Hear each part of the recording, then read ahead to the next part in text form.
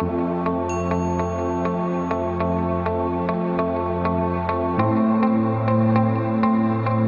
ciência tem sido, sobretudo nas últimas décadas, elevada ao verdadeiro símbolo dos tempos modernos.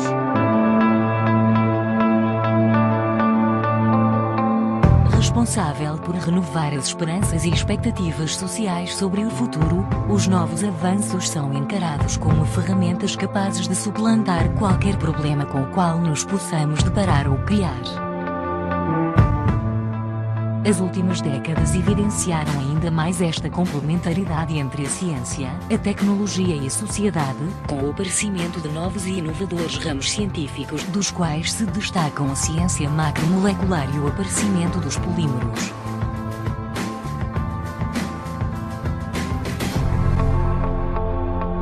A Idade da Pedra, a do Bronze, a do Ferro e as seguintes têm o nome dos novos materiais que foram sendo empregos nessas eras, assumindo particular relevância aos biopolímeros.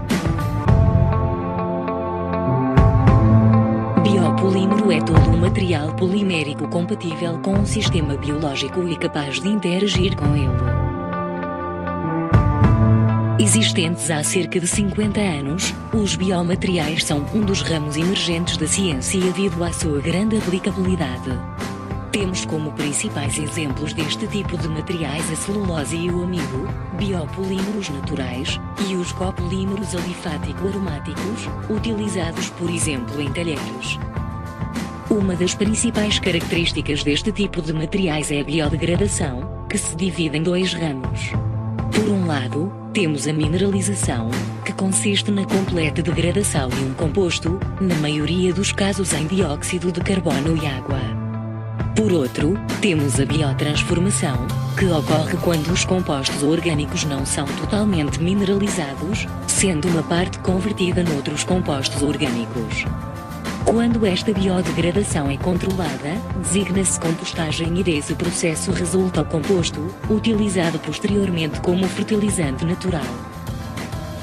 Para além disso, os biopolímeros são utilizados em áreas como a medicina, na regeneração de tecidos e criação de pele para transplantes. Tal facto deve-se à sua biocompatibilidade com as células humanas, provocando uma resposta imunitária desprezável. Dentro dos novos materiais, adquirem também grande importância os compósitos.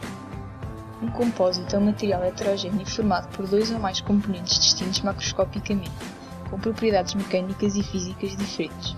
Separadamente, os constituintes do compósito mantêm as suas características. Os componentes dos materiais compósitos podem ser metais, cerâmicos ou polímeros, tendo entre si uma interface de contacto. A título de curiosidade, as civilizações antigas utilizavam compósitos, palha mais barro, na produção de tijolos. Na natureza também há compósitos, madeira, fibras orgânicas, água e gorduras. Os materiais que podem compor o material compósito podem ser classificados em dois tipos, matriz e reforço. O material matriz corresponde à fase contínua e confere estrutura ao material compósito, preenchendo os espaços vazios que ficam entre os materiais reforços e mantendo-os nas suas posições relativas. A matriz confere maleabilidade e dutilidade ao compósito. Como principais exemplos de materiais matriz, pode citar-se os metais, os polímeros e as cerâmicas. O material reforço ou de enchimento correspondem à fase descontínua e realça as propriedades mecânicas, eletromagnéticas ou químicas do material compósito como um todo. Como exemplos de materiais reforços estão as fibras de vidro, carbono, orgânicas, silício, entre outras, a madeira, a grafite e alguns minerais. Pode ainda surgir uma reação secundária entre material matriz e materiais reforços, que resulta na formação de um material compósito final, com propriedades não existentes nos materiais constituintes individualmente. Assim, o compósito é constituído por duas fases, a fase contínua matriz e a fase descontínua reforço. Os diferentes compósitos existentes dependem da matriz que os constitui. Temos dois tipos de matrizes. Relativamente aos compósitos de matriz polimérica, estes materiais podem ser processados a temperaturas e pressões relativas baixas.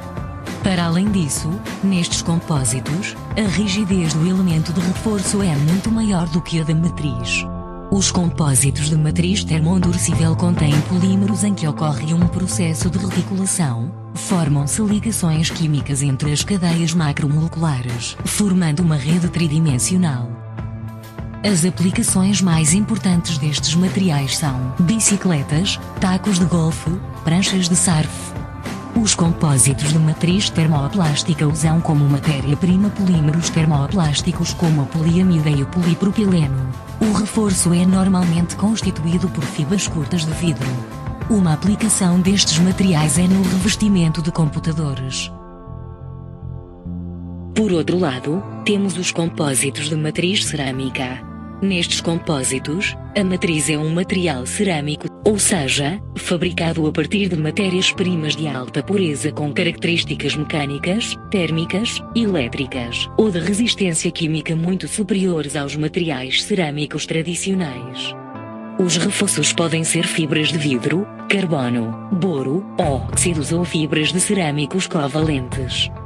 O objetivo destes materiais é aumentar a resistência à fratura dos materiais produzidos. Os compósitos de matriz cerâmica são leves, rígidos e resistentes, podendo ser usados na indústria aeronáutica. Por fim, temos os compósitos de matriz metálica. Estes materiais combinam, geralmente, uma matriz metálica e um reforço cerâmico. As diferentes morfologias do elemento de reforço cerâmico e sua organização espacial originam a seguinte classificação: materiais reforçados com partículas, materiais reforçados com fibras curtas, materiais reforçados com fibras contínuas, materiais reforçados com monofilamentos. Para concluir, a ciência é uma constante nas nossas vidas e, como tal, a sua importância é inegável. Nós, seres humanos, somos criaturas curiosas, pelo que ao longo das eras fomos realizando as mais notáveis descobertas, entre elas, a ciência macromolecular e os novos materiais.